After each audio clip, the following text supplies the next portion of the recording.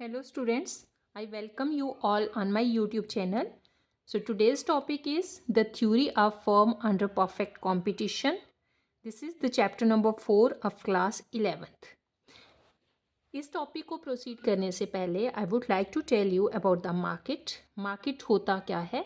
Market ये एक day to day use करने वाला वर्ड है, बट इकोनॉमिक्स में इसका एग्जैक्ट मीनिंग क्या है, इसको ये एक वाइड एरिया है, इसको एक प्लेस भी कहा जाता है, but the exact term is an area. एक बड़ा सा एरिया होता है जहाँ पर बायर्स भी होते हैं, सेलर्स भी होते हैं और उनकी कमोडिटीज़ भी होती हैं. बायर्स क्या करते हैं? कमोडिटीज़ को परचेज करते हैं, सेलर्स उन कमोडिटीज़ को बेचते हैं. वहाँ पर एक्सचेंज होता है, ट्रांजैक्शन होता है गुड्स का या फिर सर्विसेज का. अब गुड्स और सर्विसेज कमोडिटीज़ होती हैं जो मार्केट में बेची या खरीदी जाती हैं. ठीक है.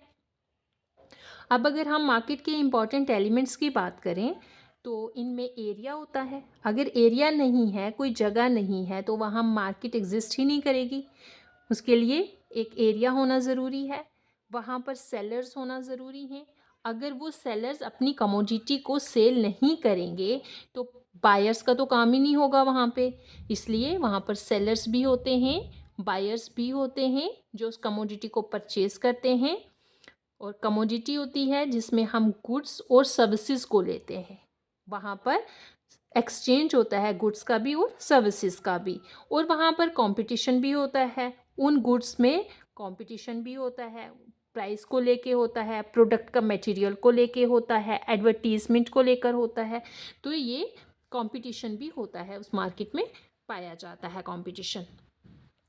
अब यहाँ पर कुछ ऐसी आपको मैं बता देती हूँ कि कुछ ऐसी मार्केट्स भी होती हैं जहाँ पर हम कंपटीशन नहीं होता है. हम देखते हैं, मैं आके इसी आपको लेक्चर में बताऊँगी कि कुछ ऐसी मार्केट्स होती हैं जहाँ पर कोई कंपटीशन नहीं होता है. वहाँ पर प्राइस भी सेम होगी, प्रोडक्ट भी सेम होगा और उनमें एडवर्टीजमेंट भी नहीं होती है. उनका ना तो प्राइस का कंपटीशन होता है, ना ही उनकी प्रोडक्ट की आइडेंटिटी को लेकर कोई भी कंपटीशन होता है. ठीक है.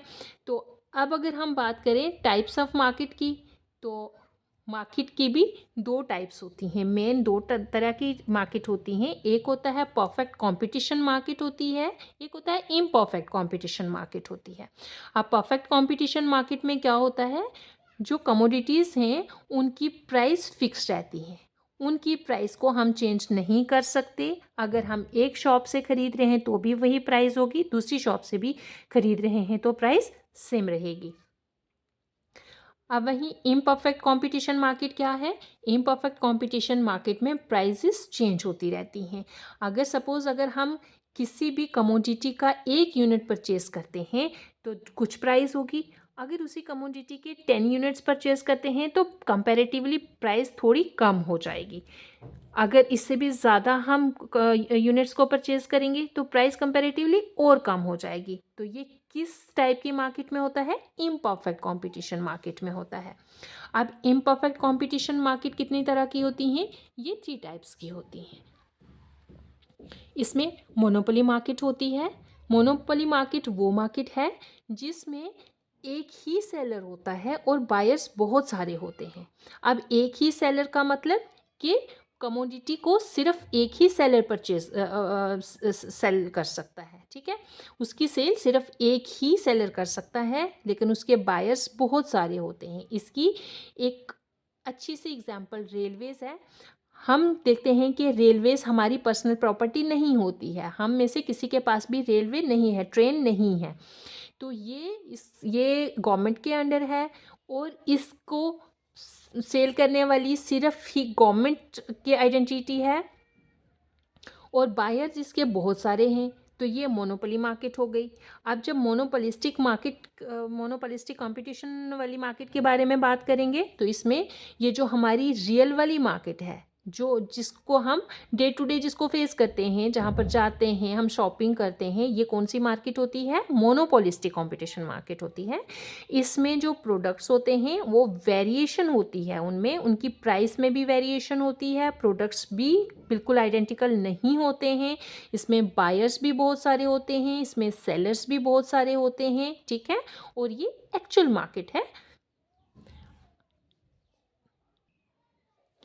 अब इम्परफेक्ट कंपटीशन मार्केट के अंदर थर्ड मार्केट आती है ओलिगोपोली मार्केट।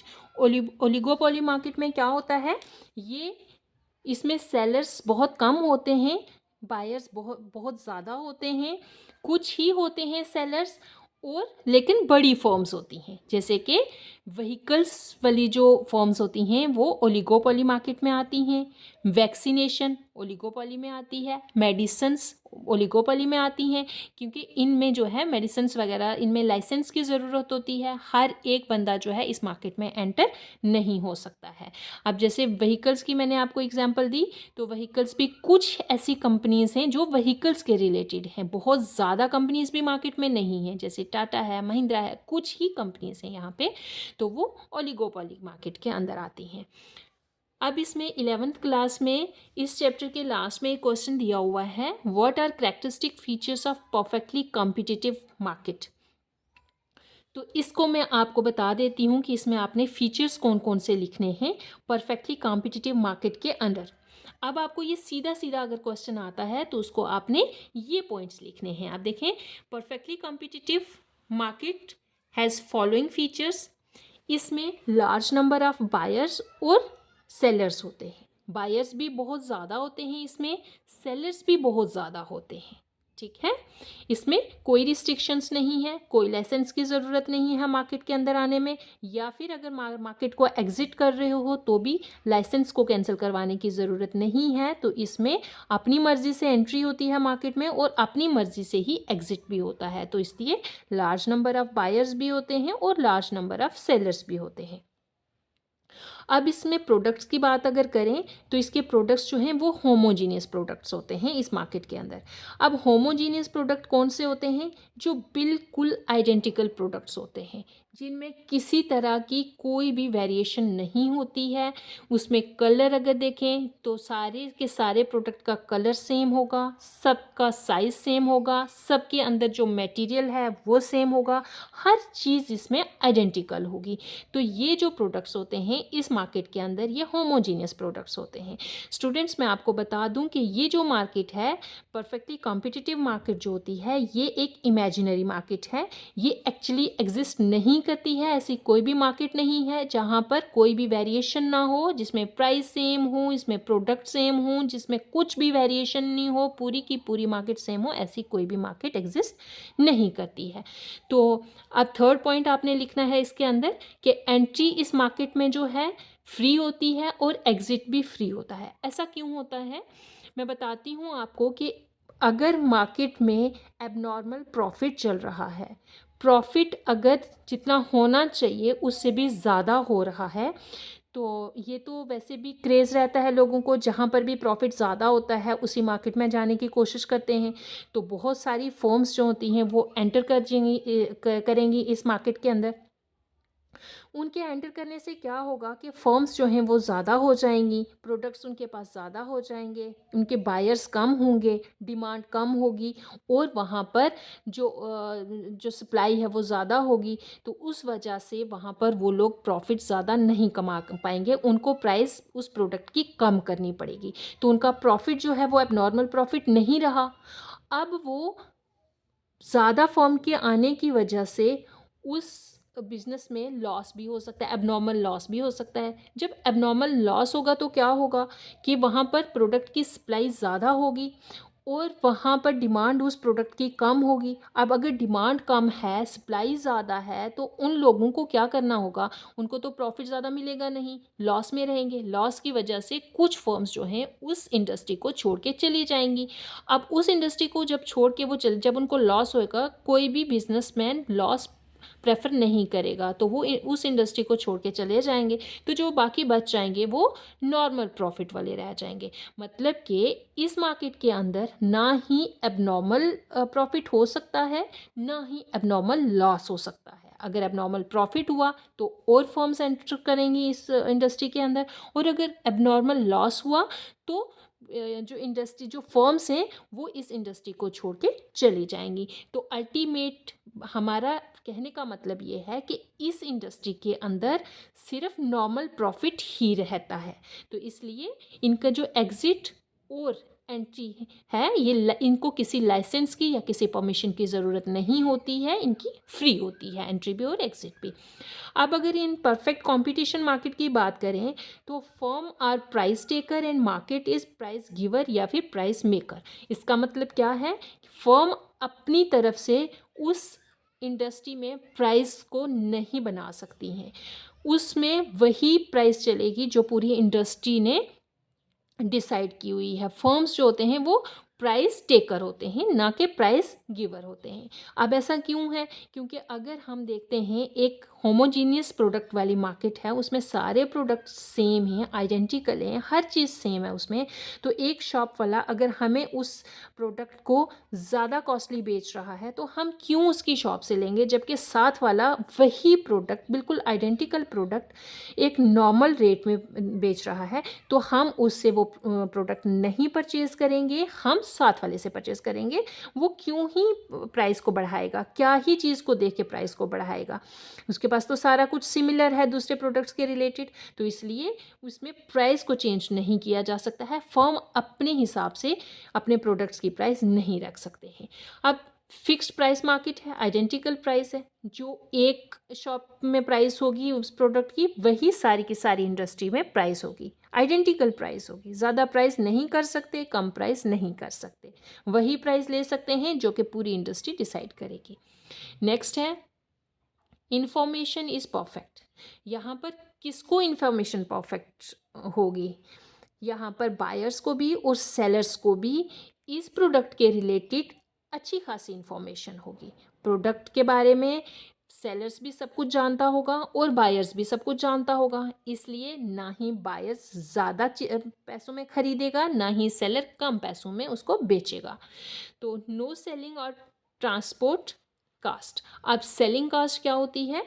सेलिंग कास्ट एक तो मैन्युफैक्चरिंग कास्ट होती है प्रोडक्ट की, उसके बाद कुछ और हमारे खर्चे होते हैं जो सेलिंग कास्ट में ऐड होते हैं, जैसे कि मेन है एडवर्टीजमेंट कास्ट। अब एडवर्टीजमेंट कास्ट जब हम तभी करेंगे ना जब प्रोडक्ट हमारे डिफरेंट होंगे दूसरे प्रोडक्ट से। हम बताएंगे कि हमारे प्रोडक्ट में ये स्पेशलिटी है, आप ये प्रोडक्ट इसलिए परचेज़ करें। जबकि सारे के सारे प्रोडक्ट आइडेंटिकल हैं, होमोजीनियस हैं, तो हम कैसे उसकी एडवर्टीजमेंट कर सकते हैं? वो तो सारे के सारे प्रोडक्ट्स की एडवर्टीजमेंट हुई ना, एक बंदे को तो प्रॉफिट नहीं हुआ, वो तो सारी मार्केट को प्रॉफिट हुआ। तो सारी मार्केट को प्रॉफिट देने के लिए एक बंदा खर्चा नहीं करेगा, इसलिए इसमें एडवर्टीजमेंट कास्ट नहीं होती है। और इसमें ट्रांसपोर्ट कास्ट को भी हम इन्वॉल्व नहीं करते हैं। इस मार्केट में हम ये अज्यूम करते हैं कि जो प्रोडक्ट है वो मैन्युफैक्चरर के पास है। अगर ये प्रोडक्ट किसी बाहर मार्केट में जाता है, ट्रांसपोर्टेशन होती है इन प्रोडक्ट्स की, तो उसमें ऑब्वियस सी बात है ट्रांसपोर्टेशन कास्ट भी इन्वॉल्व हो जाएगी। तो इस प्रोडक्ट में हम ना ही ट्रांसपोर्टेशन कास्ट को इन्वॉल्व करते हैं, ना ही एडवर्टीजमेंट कास्ट को इन्वॉल्व करते हैं। यहाँ पर ये अज्यूम करते हैं कि ये जो प्रोडक्ट हैं ये मैन्युफैक्चरर के पास है, राइट। अब perfect mobility among factors of production. अब जो फैक्टर्स ऑफ प्रोडक्शन हैं, जो प्रोडक्शन में फैक्टर्स चाहिए होते हैं हमें, वो हमें ईजिली अवेलेबल होते हैं, ठीक है। इसलिए इनकी जो प्राइस है वो आइडेंटिकल रहती है, क्योंकि ये जो फैक्टर्स ऑफ प्रोडक्शन है ये हमें ईजिली अवेलेबल है। तो ये प्रोडक्ट्स जो परफेक्ट कंपटीशन मार्केट है स्टूडेंट, इसके बारे में जो अगर ये आप फीचर्स लिख के आएंगे, देयर आर 8 फीचर्स, और ये सफिशिएंट हैं आपके आंसर के लिए, तो आप ये लिख कर आएंगे, ठीक है। आप स्क्रीनशॉट लेना चाहें तो आप ले सकते हैं। नाउ अगर हम इसके डिमांड की बात करें तो इसका डिमांड कर्व कैसा होगा? हर एक मार्केट का अपना डिमांड कर्व होता है। तो जब हम परफेक्टली कॉम्पिटिटिव मार्केट की बात करते हैं तो इसका डिमांड कर्व मैं आपको बता देती हूँ। ये मैंने डिमांड कर्व पूरी इंडस्ट्री का बनाया है और ये एक फर्म का बनाया है। देखो, ये जो डिमांड कर्व है ये जैसे इंडस्ट्री में डाउनवर्ड स्लोपिंग होता है एज यूजुअल, और जो सप्लाई कर्व होता है ये अपवर्ड स्लोपिंग होता है। तो जब एक इंडस्ट्री का डिमांड कर्व और सप्लाई कर्व जहाँ पर ये कट करेंगे वो कौन सा पॉइंट होगा? इक्विलिब्रियम पॉइंट होगा, मार्केट का इक्विलिब्रियम पॉइंट होगा। वहाँ पर जो सेलर्स हैं और जो बायर्स हैं वो दोनों सेटिस्फाई करेंगे, उन दोनों को वो दोनों इस पॉइंट पे सेटिस्फाई करेंगे, हो जाएंगे और अपनी चीज़ को बेचेंगे और ख़रीदेंगे। लेकिन वहीं पर अगर एक फर्म की बात की जाए, वो भी परफेक्ट कंपटीशन मार्केट में, तो उसकी प्राइस क्या होगी? देखो, मैंने आपको पहले ही बोला था, इसमें प्राइस को हम चेंज नहीं कर सकते हैं। क्यों नहीं कर सकते, वो भी मैंने रीज़न बता दिया है। प्राइस इसमें कांस्टेंट रहती है। अगर हम 1 यूनिट को परचेज़ करेंगे, 2 को करेंगे, 6 को करेंगे, जितने भी यूनिट्स को हम परचेज़ करना चाहें, तो हम एक ही प्राइस उसकी रहेगी, उसको हम चेंज नहीं कर सकते। इसीलिए ये जो प्राइस है प्रोडक्ट की, वो ये देखो, इसका एक हॉरिजेंटल लाइन है। अब ये हॉरिजेंटल लाइन जो है, ये कांस्टेंट लाइन है और इसमें प्राइस सेम रहेगी। इसमें प्राइस जो है वो एवरेज रेवेन्यू या फिर मार्जिनल रेवेन्यू के बराबर होती है। किसमें? परफेक्टली कॉम्पिटिटिव मार्केट में। अब ये एवरेज रेवेन्यू और मार्जिनल रेवेन्यू, ये मैंने आपको ऑलरेडी इसका कंसेप्ट दिया भी है, और नेक्स्ट टाइम जब रेवेन्यू का टॉपिक आएगा तो मैं आपको फिर से समझा दूंगी। मार्जिनल रेवेन्यू होता है जब हम किसी एक्स्ट्रा यूनिट को सेल करके उसमें रेवेन्यू जो है वो जनरेट करते हैं, तो मार्जिनल रेवेन्यू होता है। तो यहाँ पर कांस्टेंट कर्व में प्राइस भी सेम, प्राइस एवरेज और मार्जिनल रेवेन्यू के बराबर होगी। ठीक है, आई होप स्टूडेंट्स आपको ये समझ में आया होगा। और अब ये में जो नेक्स्ट टॉपिक है वो रेवेन्यू ही है, तो हम नेक्स्ट वीडियो में रेवेन्यू पढ़ेंगे। आप मेरे चैनल को लाइक करें, शेयर करें, सब्सक्राइब करें प्लीज़। और अगर कोई क्वेरी है तो आप वो कमेंट सेक्शन में पूछ सकते हैं। So see you in next video. Thank you so much.